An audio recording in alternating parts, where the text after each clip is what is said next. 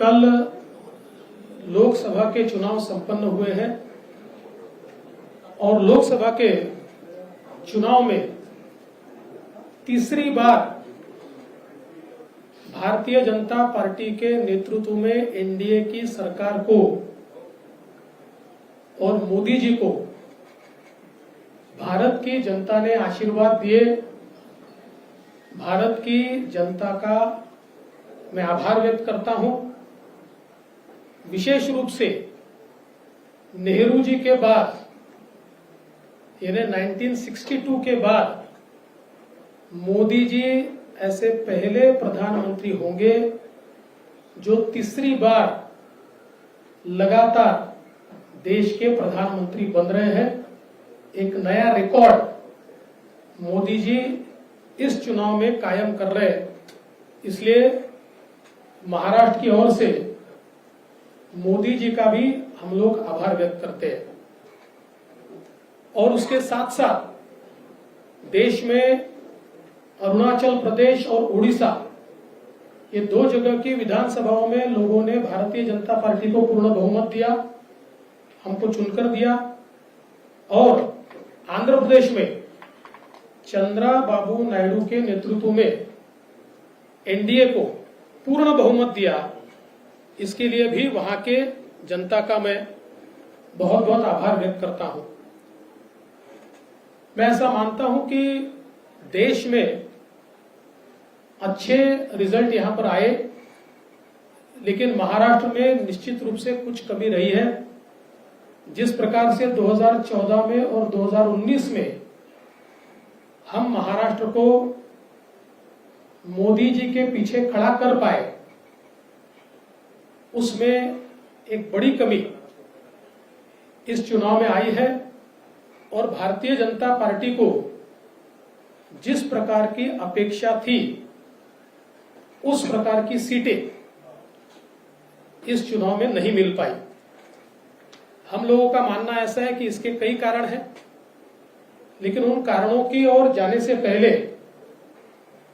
मैं ये स्पष्ट कर देना चाहता हूं कि ये नैरेटिव बिल्कुल गलत है कि महाराष्ट्र में लोगों ने महाविकास आघाड़ी को चुना है और भारतीय जनता पार्टी और महायुति को रिजेक्ट किया है। अगर हम आंकड़े देखें तो हमारे ध्यान में आएगा कि कुल मिलाकर महाराष्ट्र में जो महाविकास आघाड़ी थी उनको 43.91 वोट मिले हैं और एनडीए को 43.60% 43.60%, यानी आधे प्रतिशत से भी हम पीछे, कम वोटों से हम लोग पीछे हैं। तो इसका मतलब यह है कि दोनों को लोगों ने समान वोट दिए हैं, कहीं पर भी हमको रिजेक्ट किया है, इस प्रकार की परिस्थिति नहीं है।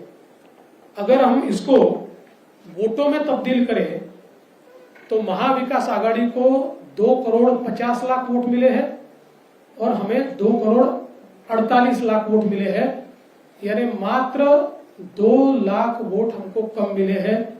लेकिन सीटों का अंतर इन 2 लाख वोटों का ऐसा है, या इस आधे दशमलव का ऐसा है कि महाविकास आघाड़ी को 30 सीटें मिली है और हमें मात्र 17 सीटें मिली है।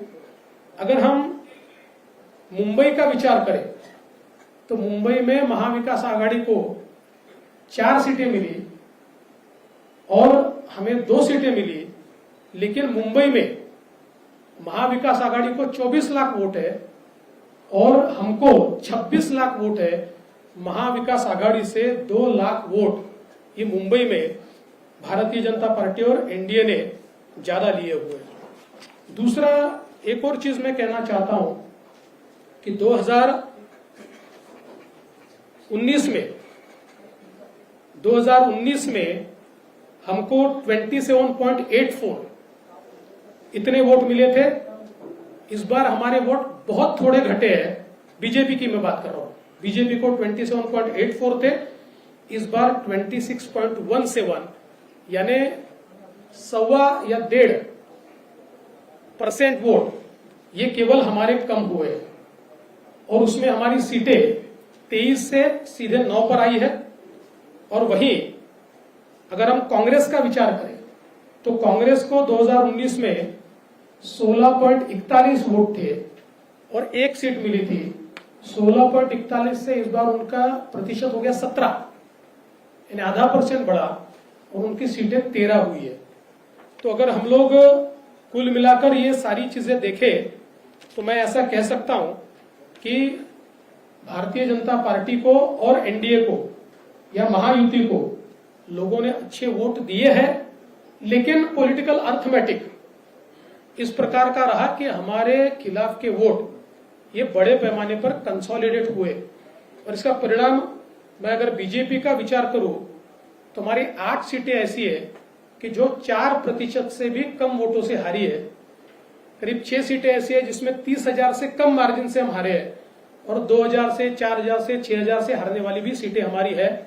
तो मुझे ऐसा लगता है कि ये जो कंसोलिडेशन है इसको हम रोक नहीं पाए। कुल मिलाकर अगर हम इसका थोड़ा एनालिसिस भी करें तो महाराष्ट्र में महाविकास आघाड़ी की 3 पार्टियों के साथ साथ हमको एक नरेटिव के साथ भी लड़ना पड़ा और वो नरेटिव संविधान बदलने वाला नरेटिव था कि जिसने एक डैमेज हमको निश्चित रूप से किया है। इसको इफेक्टिव काउंटर हम कर रहे थे और हमको ऐसा लग रहा था कि हम इफेक्टिवली काउंटर कर रहे हैं, पर मुझे ऐसा लगता है कि हम इफेक्टिवली इसको काउंटर नहीं कर पाए, ये बात भी निश्चित है।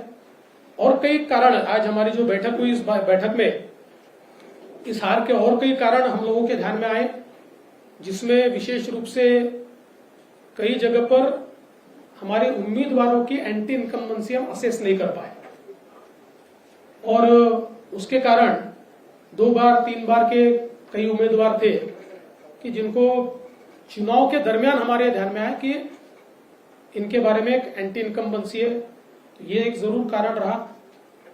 हमारा जो पैच का पट्टा है उसमें जो पैच के एक्सपोर्ट के बारे में डिसीजन थोड़ा लेट हुआ, डिसीजन तो हुआ लेकिन उससे पहले सरकार पैच खरीद रही थी, लेकिन नरेटिव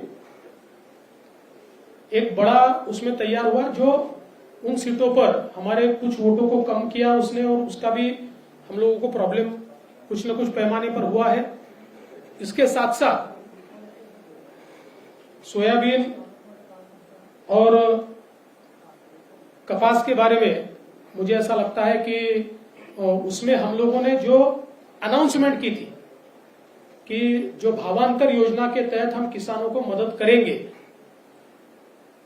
उस भावांतर योजना को हम लोग आचार संहिता से पहले लागू नहीं कर पाए, लोगों को हम पैसा नहीं दे पाए। तो उसमें भी एक हम लोगों की कमी रही है। और इसके साथ साथ और भी कई कमियां हमारी हैं जिन कमियों के ऊपर हमने विचार किया और मुझे ऐसा लगता है कि इन कारणों के चलते कुछ सीटें हमारी निश्चित रूप से कम हुई। एक हम लोग बड़ा ब्रेनस्टॉर्मिंग भी इसके ऊपर करेंगे। अभी आज हमारे कई वरिष्ठ नेता नहीं पहुंच पाए क्योंकि कल देर रात तक काउंटिंग चली है।